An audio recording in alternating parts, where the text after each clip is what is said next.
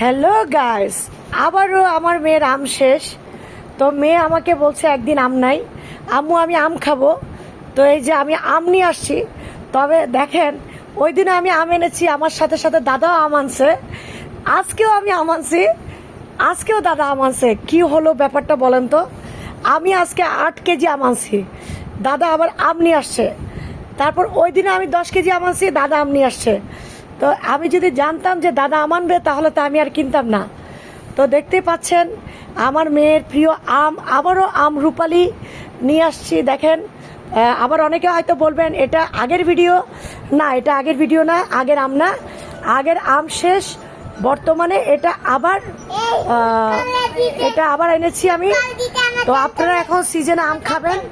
আম কিন্তু অনেক টেস্টি, আম রূপালি অনেক মজা। দেখেন, তো এখানে দাদা আর আমার আমও মিক্স আছে। দেখেন, এগুলো একটু হালকা কাঁচা আর এটা হচ্ছে পাকা।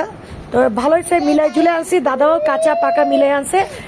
2-3 দিন খাওয়া যাবে, 2-3 দিনের বেশি যাবে না। তো দেখতে পাচ্ছেন আম রূপালি। রূপালি আম্মু, আম কি? আম বলো, আম কি রূপালি? পচা মেয়ে লজ্জা পায়।